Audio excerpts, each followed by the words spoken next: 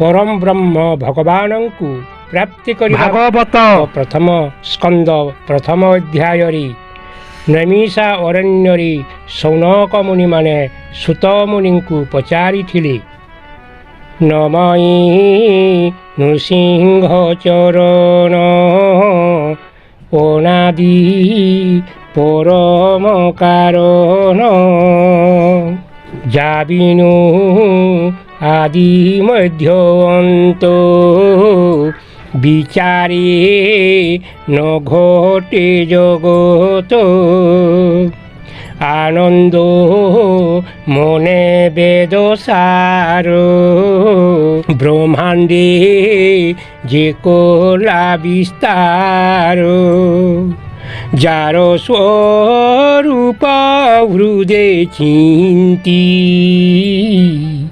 वेद पुरुषेण जानन्ति सत्य परमानंद हरि जाहारो भावे भभूतरी एमंते सत्य रूप जारो तापादे मोर नमस्कार तारो चरणे नित्य ध्यान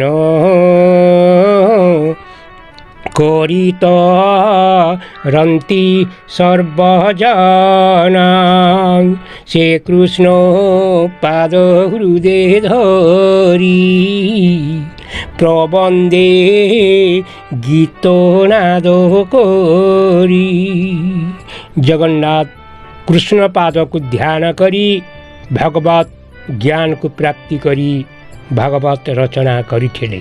सौनक मुनि माने सुत मुनि को पचारुचंती सौनी माने नमय नृसिंह चरण नृसिंह महाप्रभु पादरे शरण होई सुत मुनि को पचारुचंती अनादि परम ब्रह्म भगवान को पाइबा पाई नृसिंह महाप्रभु पादरे शरण पशी सौनक माने सुत मुनि को पचारुचंती आनंद मने वेद सार ब्रह्मांडे जे कोला विस्तार जारो स्वरूप हृदय चिंती वेद पुरुषे न जानन्ति जाको हृदय चिंता करी वेद को ये सृष्टि करिछि सही मध्य परम ब्रह्म भगवान को जानि न पारी हृदय केवल ध्यान करी आनंद मनरी वेदसार ब्रह्मांडरी रचना करिछि। सौनक मुनि कहउचंती सुत मुनि को किए ब्रह्मांडरे चारि वेदर सार विस्तार करिछि जे चारि वेद को रचना करिछि काहाको हृदय भावना करी वेद विस्तार करिछि सत्य परमानंद हरि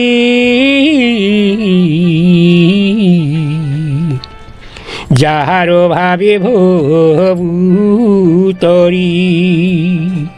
हेमंत सत्य रूप जारो तापादे मोर नमस्कार सत्य रूप जारो तार पादे से नमस्कार करुचंती तार चरण नित्य ध्यान करी सर्व जगतवासी तोरी थांती कृष्ण पाद को जगन्नाथ मध्य ध्यान करी देवता शरण पशी ब्रह्म पाद को प्राप्ति करने को समस्ते आशा करि थांते। शिव भगवान को भक्त माने मध्य पूजा करुछंती अन्य देवता मानंकु अनेक भक्त माने उपासना करुछंती शिव निज भक्त गणंकु कहउचंती जदि शिव को पाइबा को चाहुच ब्रह्म प्राप्ति ज्ञान केवल शिव भक्त मानंकु देउछंती देवता को जो माने चाहुचंती ଦେବତାଗଣଙ୍କୁ ପୂଜା କରୁଛନ୍ତି। ଯଦି ଭଗବାନ ପାଇବାକୁ ଚାହୁଁଛନ୍ତି ତେବେ ଭଗବାନଙ୍କୁ ଭକ୍ତମାନେ ଦେବତାଙ୍କୁ ପୂଜା କରି ପାଇପାରୁନାହାନ୍ତି। ସେହି ଭଗବାନଙ୍କୁ ମାନବ ପୂଜା ଆରାଧନା କଲେ ଯେଉଁ ଭଗବାନଙ୍କୁ ମାନବ ପ୍ରାପ୍ତି କରିବ, ସଂସାରରୁ ମୁକ୍ତି ହୋଇଯିବ, ସେହି ଭଗବାନଙ୍କୁ ଶିବ ସହିତ ଭକ୍ତ ଭଗବାନ ପ୍ରାପ୍ତି କରିପାରିବାର ବାଟ ଶିବ କହୁଛନ୍ତି। ମାନବଗଣ ଚାହିଁଲେ ବ୍ରହ୍ମବିଦ୍ୟା ବ୍ରହ୍ମଜ୍ଞାନୀ ପ୍ରାପ୍ତି କରିପାରିବ। ମାନବଙ୍କୁ ଶିବ କହୁଛନ୍ତି ମାନବ ବ୍ରହ୍ମଜ୍ଞାନ ପ୍ରାପ୍ତି କରିବାର ମୂର୍ତ୍ତି। ଦେବତାମାନେ ବ୍ରହ୍ମଜ୍ଞାନ ପ୍ରାପ୍ତି କରିପାରନ୍ତି ନାହିଁ। ବ୍ରହ୍ମଜ୍ଞାନ ପ୍ରାପ୍ତି କରି ନ ପାରିବା ଦେବତାଙ୍କୁ ମାନବ କାହିଁକି ପୂଜା କରୁଛି? ଭକ୍ତଗଣଙ୍କୁ ଶିବ କହୁଛନ୍ତି ନିର୍ଭର କରଇ ଯିବ ଖାଦ୍ୟ ଶସ୍ୟ ପରେ, ଖାଦ୍ୟ ଶସ୍ୟର ଭରସା ବର୍ଷାର ଉପରେ, ବର୍ଷା ନିର୍ଭର କରଇ ଯଜ୍ଞ କର୍ମ ମାନ, ଯଜ୍ଞରେ ବର୍ଷାନ୍ତି ଇନ୍ଦ୍ର ଚନ୍ଦ୍ର ଯେ ବରୁଣ, ବାୟୁ ଆଲୋକ ଓ ଜଳ ମର୍ତ୍ତ୍ୟକୁ ଯୋଗାନ୍ତି, ଯଜ୍ଞ କର୍ମେ ଦେବମାନେ ସନ୍ତୁଷ୍ଟ ଲୋଭନ୍ତି। ମାନବ ଯେଉଁ ଦେବତାଙ୍କୁ ଯଜ୍ଞ କର୍ମ କରୁଛି, ଦେବତାମାନେ କ'ଣ କରନ୍ତି? ମାନବ ସହିତ ମାନବକୁ ସନ୍ତୁଷ୍ଟ ହୁଅନ୍ତି। ବାୟୁ ଆଲୋକ ଜଳ ଅଭାବରେ ମାନବ ବଞ୍ଚିପାରିବ ନାହିଁ। ତେଣୁ ଏହି ତିନି ଦେବତାଙ୍କୁ ପୂଜା କରୁଛି। ଏ ତିନି ଅଭାବେ ନୋର ନ ବଞ୍ଚେ ଜୀବନ, ତେଣୁ କରି ପୂଜା ଧର୍ମ ଅଟେ ଗଣ୍ଠି ଧନ, ଜପ ଯଜ୍ଞ ଆଦି କରି ସୂର୍ଯ୍ୟଙ୍କୁ ମାନବ, ସୂର୍ଯ୍ୟ ମଧୁ ଅଗ୍ରସରେ କରିଥାନ୍ତି ଲାଭ।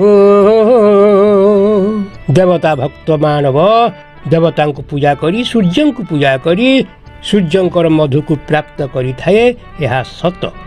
ବହୁ କଷ୍ଟ କରି ପୂଜା ଯଜ୍ଞ କରି ସୂର୍ଯ୍ୟର ମଧୁକୁ ଭକ୍ତ ପାଇଥାଏ ସତ।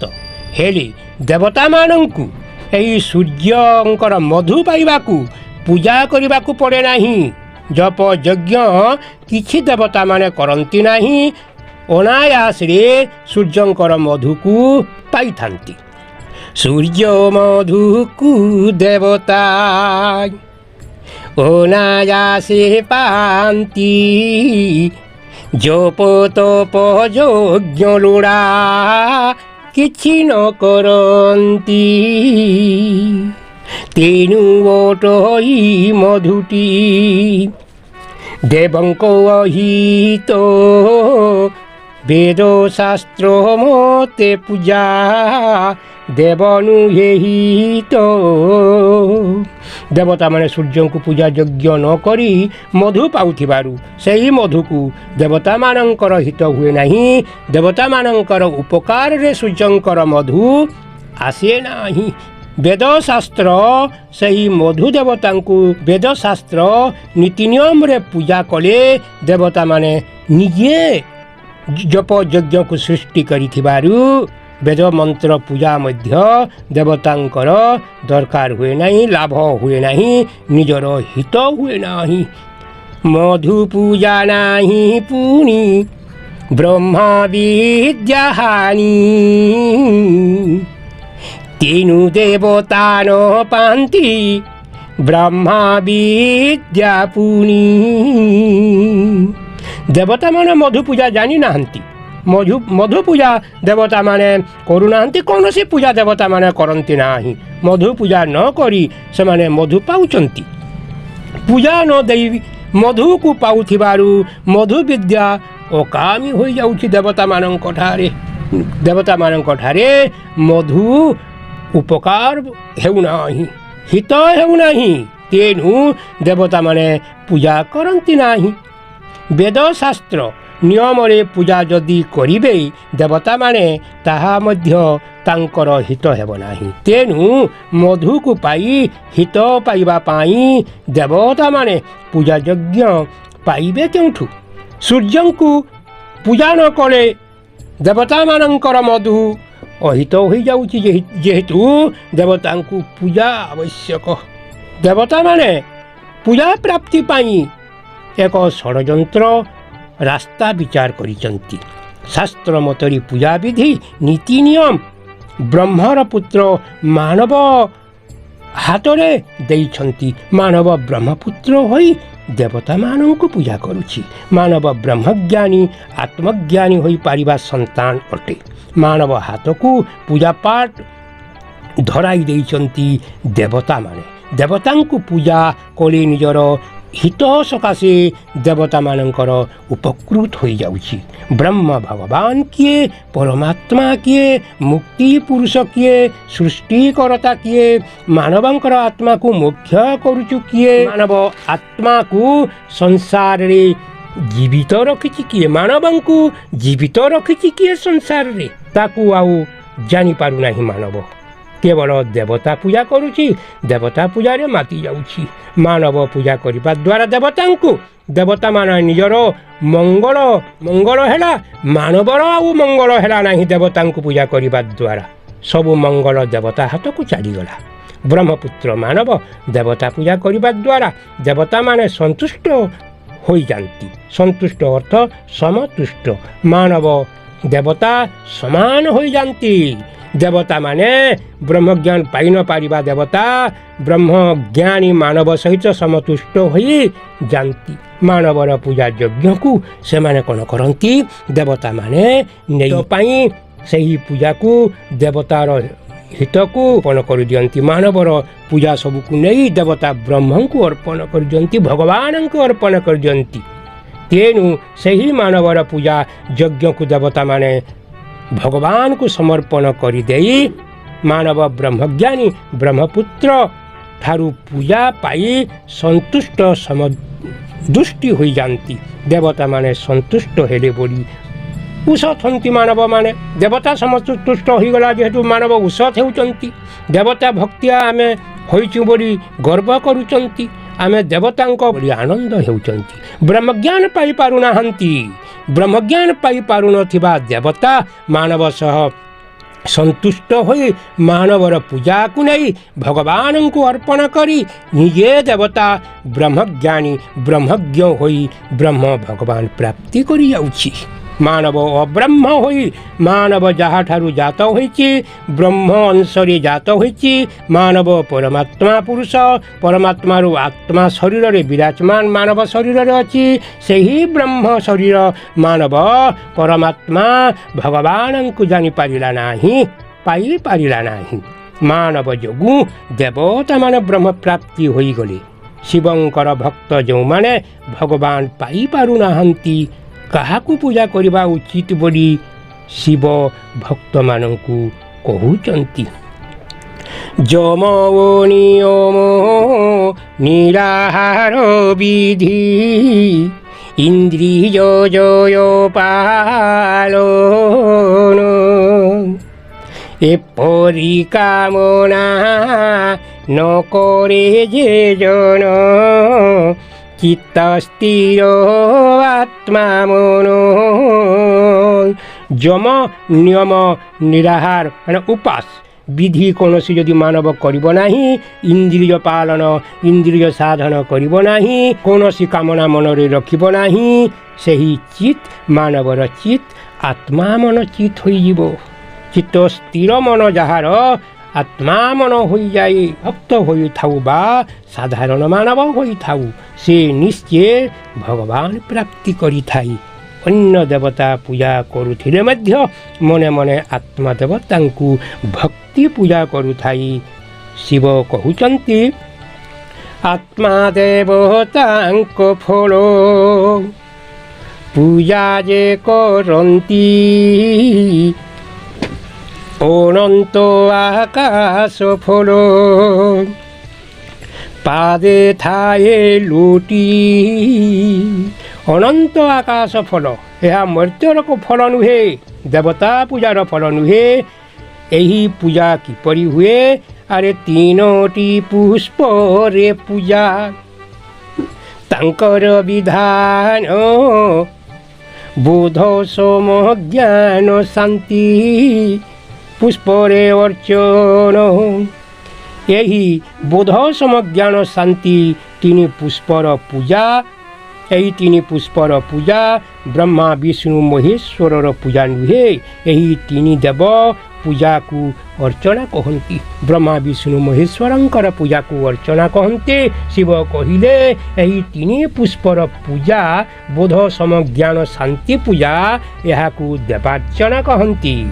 ଏହି ତିନି ପୁଷ୍ପ ପୂଜା ଦେବାର୍ଚ୍ଚନ କହି ବିଷ୍ଣୁ ଶିବ ଯେତେ ଦେବ ଅର୍ଚ୍ଚନା ବୋলাই। ତେଣୁ ସର୍ବ ଐଶ୍ୱର୍ଯ୍ୟ ସର୍ବଟି ଭଗବାନ ମଙ୍ଗଳମୟ ଦେବତା ଆତ୍ମା ଭଗବାନ। ଏହି ଭଗବାନ ସମସ୍ତଙ୍କର ସବୁ କାର୍ଯ୍ୟର କାରଣ ହୋଇଥାଏ। ସମସ୍ତଙ୍କୁ ଶେଷରେ ପରମ କାରଣ ହୋଇଥାଏ। ସମସ୍ତଙ୍କର ପରମ କାରଣ ହୋଇଥାଏ ବ୍ରହ୍ମ ଭଗବାନ। ସର୍ବ କାରଣର ଗୋଟେ ପରମ କାରଣ, ତାଙ୍କୁ ଶତ ଶତ ବାର କରେ ମୁଁ ପ୍ରଣାମ।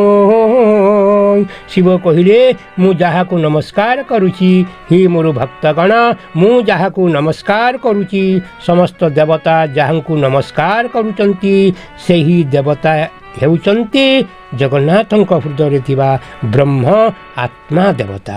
ଏହି ଆତ୍ମା ଦେବତା ହେଉଛନ୍ତି ପରମ ଦେବତା। ସମସ୍ତଙ୍କ ଆତ୍ମାକୁ ଯିଏ ପ୍ରଳୟ ହୋଇସାରିଲା ପରେ ସଂଗ୍ରହ କରି ରଖିଥାନ୍ତି, କଳ୍ପବଟରେ ଶୟନ କରିଥାନ୍ତି, ନିଜ ଇଚ୍ଛାରେ ସଂସାରରେ ପୁଣି ବିହାର କରିଥାନ୍ତି। ଶିବ ମଧ୍ୟ ପୂର୍ବେ ଏହି ବ୍ରହ୍ମ ଭଗବାନଙ୍କୁ ଚିହ୍ନି ନଥିଲେ, ଦେବତାମାନଙ୍କୁ ଖାଲି ଚିହ୍ନିଥିଲେ। ବ୍ରହ୍ମଜ୍ଞାନ ପ୍ରାପ୍ତି ହେବା ଦିନରୁ ଏହି ଭଗବାନ ସମସ୍ତ ଦେବତା, ସମସ୍ତ ଜୀବଗଣଙ୍କ, ସମସ୍ତ ପରିଜନଙ୍କ, ସମସ୍ତ ଶତ୍ରୁମାନଙ୍କ ମଧ୍ୟ ପରିଚାଳନା କରୁଥିବା ବ୍ରହ୍ମ ଦେବତା।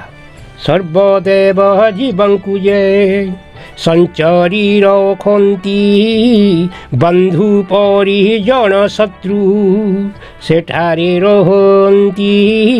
ଚିଦାକାଶ ପରମ ବ୍ରହ୍ମେ ସର୍ବଆତ୍ମବାସ, ଜଗଜ୍ଜନ ହିତେ ମୁହିଁ ନମେ ସତ ସତ।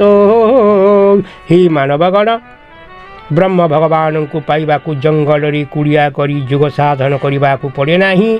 ମାନବ ଘର ଗୃହରେ ରହି ଜ୍ଞାନ ପ୍ରାପ୍ତ କରି ମନରେ ସନ୍ନ୍ୟାସ ବେଶ ଧରି ସାଧନ କରି ଏହି ମୁକ୍ତିର ରସ ଭଗବାନଙ୍କୁ ଭକ୍ତ ପାଇଥାଏ। ଘର ଗୃହରେ ଥାଇ ଲୌକିକ କର୍ମରେ, କର୍ମବନ୍ଧନରେ ଆସକ୍ତି ହୋଇ କର୍ମ କଲେ ମୁକ୍ତି ରସ ଭଗବାନ ମିଳନ୍ତି ନାହିଁ। ପୂର୍ବ ଜନ୍ମର ଫଳ ପ୍ରାପ୍ତ ହୋଇଯାଇ ଜନ୍ମ ମୃତ୍ୟୁ ଭୋଗ ଫଳ ମିଳିଥାଏ। ବ୍ରହ୍ମ ପ୍ରାପ୍ତି ନର ରହେ ଚିତ୍ତେ ସ୍ଥିର, ଦେହେ ନ କରେ ସନ୍ନ୍ୟାସ। ମନରେ ସନ୍ନ୍ୟାସ ସାଧୁ ଥୁଳେ ତାଙ୍କୁ ମିଳେ ବ୍ରହ୍ମା ମୁକ୍ତି ରସ। ଲୌକିକ କର୍ମରେ କର୍ମ ବନ୍ଧନର ମନ ହେଲେ ତାହା ଶକ୍ତି। ପୂର୍ବ ଜନ୍ମ ଫଳ ଜନ୍ମ ମୃତ୍ୟୁ ଭୋগে ନ ଭେଟେ ସେ କେବେ ମୁକ୍ତି। ସଂସାର ଲୌକିକ କର୍ମ କରି ଆସକ୍ତି ମନରେ ତାକୁ ଭଗବାନ ମିଳନ୍ତି ନାହିଁ। କର୍ମଚକ୍ରରେ ଘୁରି ଘୁରି सत्य त्रेता द्वापर जुगरू कर्म करी करी आसुथुबा आत्मा को जदि कलिरे मध्य आसक्ति कर्म करने को हेब कर्म करिब तेबे कर्मर चाक्रिका गति निहाती घूरीजिब। बनरे बसी साधन कले मध्य ताहा कर्मचक्र हेला। विभिन्न पूजा पाठ कले मध्य ताहा कर्म हेला। सेपरी पूजा यज्ञ शास्त्र पाठ कर्म रे मध्य कर्मर हिसाब होइजिब।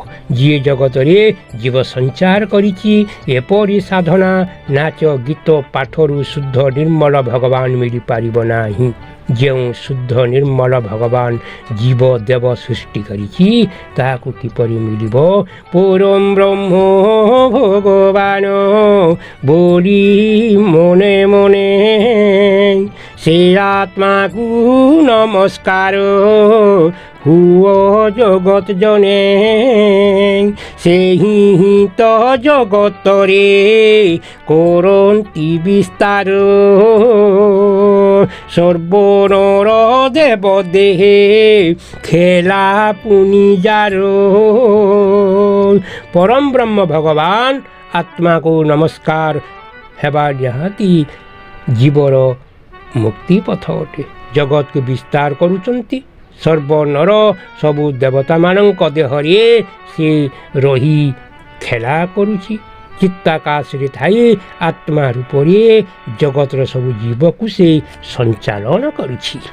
शुद्ध ब्रह्म संसार रे जीव किपरि संचार करि थाई।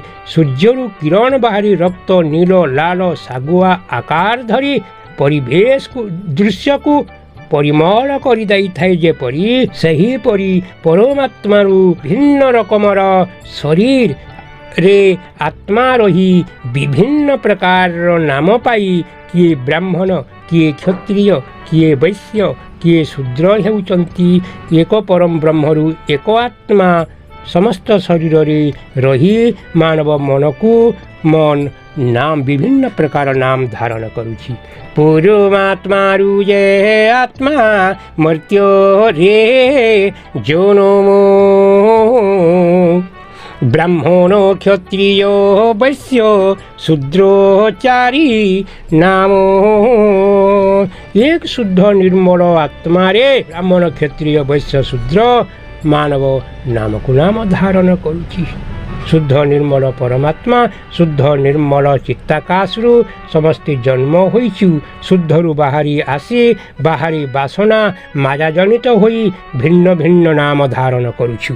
एहीपरि विभिन्न रूप धरी विभिन्न सिद्धि करी आत्मा निर्मल न होई निर्मल शुद्ध ब्रह्म को शुद्ध आत्मारु जात होई मर्त्यरे रही शुद्ध परमात्मा को गोचर करिबा सिना प्रकृति सिद्धि विभिन्न तारे सिद्धि यह प्रकृति भगवान प्राप्ति सिद्धि नुहे।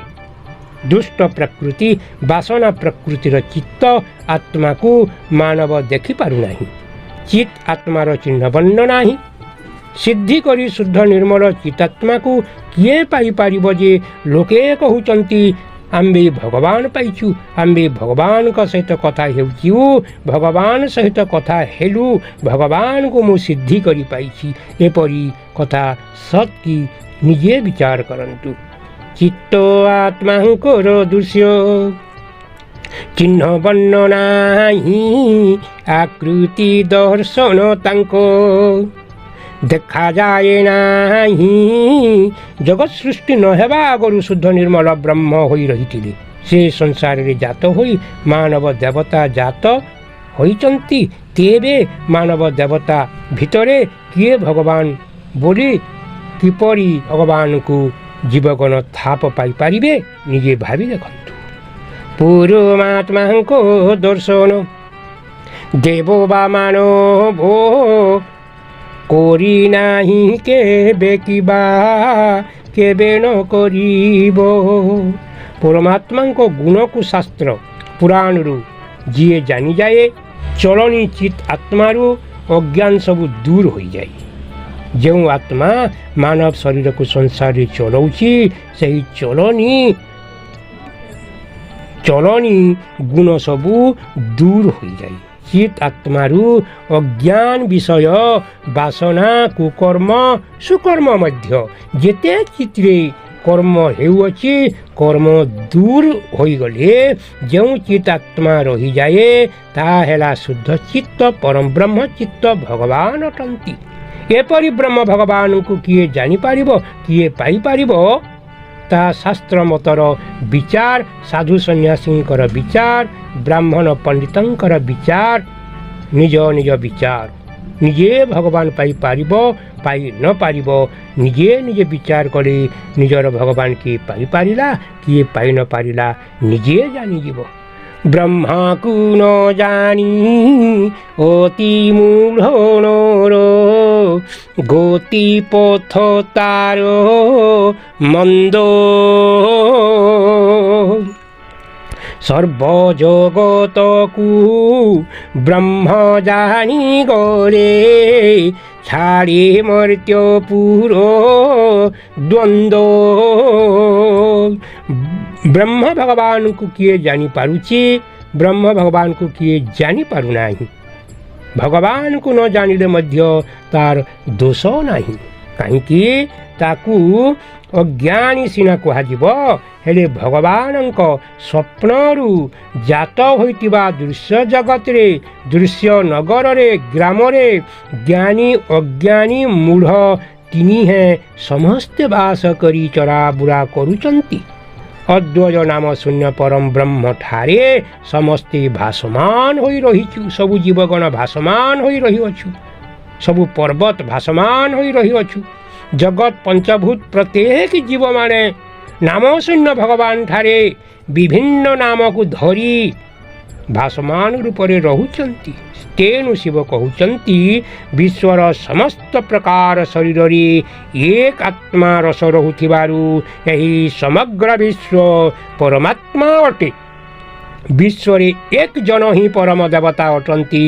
ତାଙ୍କର ଆତ୍ମା ସମସ୍ତେ ଶରୀରେ ଥିବାରୁ ସମସ୍ତେ ଦେବତା ଅଟନ୍ତି। ପରମ ଦେବତା ବୋଲି ସମସ୍ତେ କଥିତ ପରମାତ୍ମା ଠାରୁ ସର୍ବେ ଆତ୍ମା ରୂପେ ଜାତ। ବ୍ରହ୍ମା ବିଷ୍ଣୁ ଶିବଙ୍କର ଆତ୍ମା ହିଁ ଦେବତା। ସମସ୍ତ ଅନ୍ତରେ ଆତ୍ମା ବିରାଜମାନ ଥାଏ। ବ୍ରହ୍ମଠାରୁ ମର୍ତ୍ତ୍ୟପୁରେ ଯେତେ ଜନ୍ମ ପାଇ ସମସ୍ତଙ୍କ ଦେହେ ବ୍ରହ୍ମା ଗୁପତେ ବସଇ। ଓଁ ବ୍ରହ୍ମଦେବ ଇତ୍ୟାଦି।